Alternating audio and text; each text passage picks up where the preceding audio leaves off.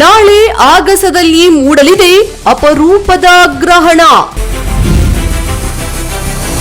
ಕೆಂಪು ಬಣ್ಣಕ್ಕೆ ತಿರುಗಲಿದೆ ಬೂದು ಬಣ್ಣದ ಚಂದ್ರ.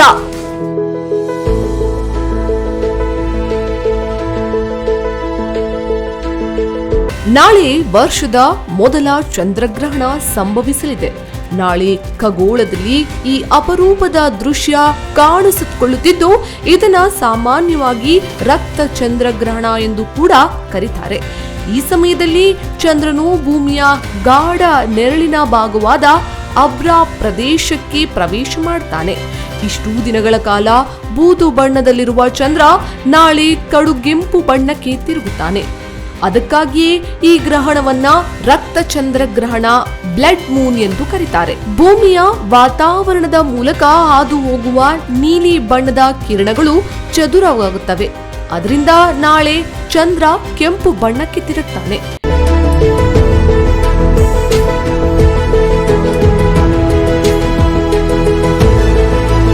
ಹೋಳಿ ಹುಣ್ಣಿಮೆಯ ದಿನವೇ ಈ ಗ್ರಹಣ ಗೋಚರಿಸಲಿದ್ದು, ಬರಿಗಣ್ಣಿನಿಂದ ಜನರು ಈ ಅಪರೂಪದ ದೃಶ್ಯವನ್ನ ಕಣ್ತುಂಬಿಕೊಳ್ಳಬಹುದಾಗಿದೆ. ಈ ಗ್ರಹಣದ ಅಂತಿಮ ಹಂತವನ್ನ ಭಾರತದಲ್ಲಿ ಮಾತ್ರ ಸ್ಪಷ್ಟವಾಗಿ ನೋಡಬಹುದಾಗಿದೆ.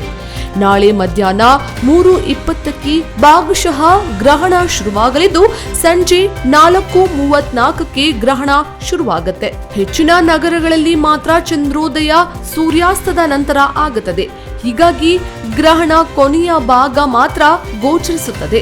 ಸಂಜೆ 6:47ಕ್ಕೆ ಗ್ರಹಣ ಮುಕ್ತಾಯವಾಗಲಿದೆ. ಕೇತುಗ್ರಸ್ತ ಚಂದ್ರಗ್ರಹಣ ಹಿನ್ನೆಲೆ ಕರ್ನಾಟಕದಾದ್ಯಂತ ಪ್ರಮುಖ ದೇವಾಲಯಗಳ ದರ್ಶನ ಹಾಗೂ ಪೂಜಾ ಸಮಯದಲ್ಲಿ ಬದಲಾವಣೆಯಾಗಲಿದೆ. ಗ್ರಹಣದ ನಂತರ ಹಲವು ರಾಶಿಗಳಲ್ಲಿ ಬಹುದೊಡ್ಡ ಬದಲಾವಣೆಗಳು ಆಗುವ ಕಾರಣ ದೇವಾಲಯಗಳನ್ನ ಮುಚ್ಚಲಾಗುತ್ತದೆ ಎಂದು ದೇವಾಲಯದ ಅರ್ಚಕರು ಹೇಳಿದ್ದಾರೆ. ಗ್ರಹಣ ಹಿನ್ನೆಲೆ ಬೇಲೂರಿನ ಚನ್ನಕೇಶವ, ಬೆಂಗಳೂರಿನಲ್ಲಿರುವ ಸೋಮೇಶ್ವರ, ಧರ್ಮಸ್ಥಳದಲ್ಲಿರುವ ದೇಗುಲಗಳು ಗ್ರಹಣದ ಅವಧಿಯಲ್ಲಿ ಮುಚ್ಚಲಿವೆ. ಮಂತ್ರಾಲಯ, ಗವಿ ಗಂಗಾಧರೇಶ್ವರ, ಬಂಡೆ ಮಹಾಕಾಳಿ ಹಾಗೂ ಚಾಮರಾಜನಗರ ದೇಗುಲಗಳಲ್ಲಿ ಎಂದಿನಂತೆ ಪೂಜೆಗಳು ನೆರವೇರಲಿದ್ದು, ಗ್ರಹಣದ ಸಮಯದಲ್ಲಿ ಮಾತ್ರ ದೇಗುಲದ ಬಾಗಿಲನ್ನ ಮುಚ್ಚಲಾಗುತ್ತದೆ.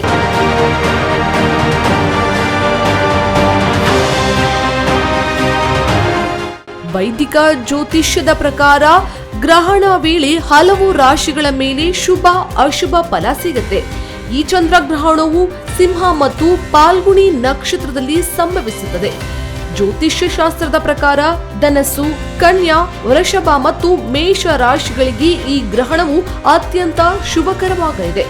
ಮಕರ, ತುಲಾ, ಸಿಂಹ ಹಾಗೂ ಮಿಥುನ ರಾಶಿಯವರಿಗೆ ಗ್ರಹಣದ ಪ್ರಭಾವ ಮಿಶ್ರವಾಗಲಿದ್ದು, ಕುಂಭ, ಮೀನ, ಕರ್ಕಾಟಕ, ವೃಶ್ಚಿಕ ರಾಶಿಯವರಿಗೆ ಅಶುಭಕರವಾಗಲಿದೆ.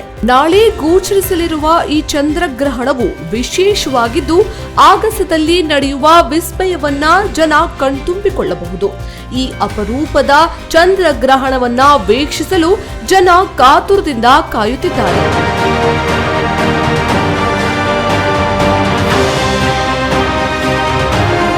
News desk, speed news Kannada, Bengaluru.